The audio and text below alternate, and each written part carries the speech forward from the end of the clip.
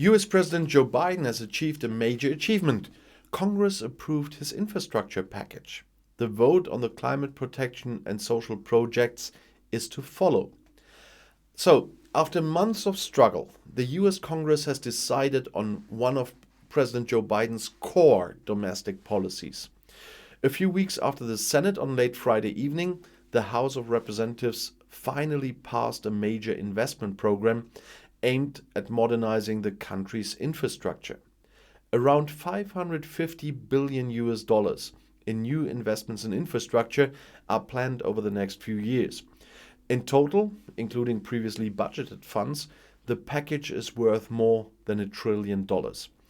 Violent dispute among Biden's Democrats over a second investment package had long delayed the infrastructure plans. Only with the support of several Republicans could the Democrats get a majority for the project on the legs. 6 Democratic MPs voted against. Stupid. The vote was preceded by turbulent hours on Friday. For much of the day, it was unclear whether the vote could come at all, and until the last minute, it was unclear whether a majority would be in favor of the package. Biden once more had to intervene personally on the issue to avert a dramatic setback in Congress. The billions in infrastructure are to be used in the coming years for roads, bridges, ports, airports, local transport, and rail. Climate protection, which Biden has made a top priority, should also benefit from some of the projects. In the coming years, around $110 billion will flow into the expansion or renovation of roads and bridges. Around $39 billion have been earmarked for local public transport and another $66 billion for the rail network. Funds are also earmarked for expanding the charging stations for electric cars and for promoting electric buses.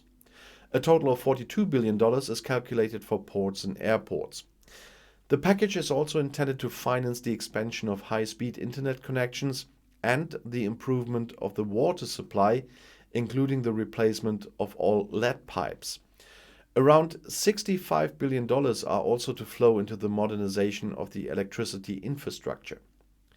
When he took office, Biden presented plans for billion-dollar investments in both the country's infrastructure and welfare systems. The infrastructure package passed the Senate in August after long negotiations, but the final vote in the House of Representatives was still missing. This was delayed enormously as Democrats from the left wing of the party used the vote as leverage in the negotiations on the second, even larger package of investments in social and climate protection, which met with some resistance within the Democratic Party. In view of the very narrow majority of the Democrats in both chambers of Congress, Biden is dependent on unity in his own ranks in order to implement his plans. This was a problem for months. The second trillion package provides for an expansion of social benefits in the country and large sums for the fight against the climate crisis, financed by tax increases for corporations and top earners, as well as the more consistent collection of due duties.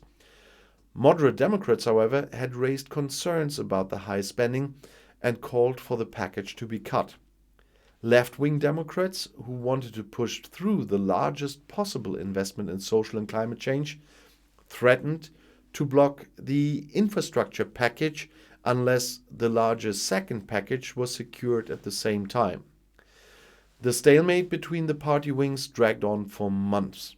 At the end of October, Biden finally presented a proposal for a slimmed-down social and climate package with a volume of $1.75 trillion instead of the initially targeted $3.5 trillion US dollars. This brought new movement to the dispute over the packages. However, the final spur to the infrastructure vote was also chaotic. Left Democrats threatened to let the package fail until the very end. Biden telephoned MPs personally until late in the evening to organize a majority. After intense discussions behind the scenes, moderate Democrats issued a written statement in which they held out the prospect of supporting the second investment package if they voted later in November. That appeased left-wing Democrats. The Democratic chairman of the House of Representatives, or the Speaker of the House, Nancy Pelosi, had also targeted a vote on the social and climate package for Friday, but had to postpone it again at short notice. Several Democratic MPs have requested additional data on the package, Pelosi said. Late on Friday evening, however, the Congress was open to continue with the votes. A heavy defeat for the Democrats in the gubernatorial election in Virginia a few days ago had increased the pressure on the party to break the stalemate. The election was seen as a mood test for Biden's politics. Even Democrats admitted that the wing battles over Biden's investment plans were probably one of the reasons for the debacle. And I say probably one of the main reasons for this. I'll see you in my next video. Bis gleich.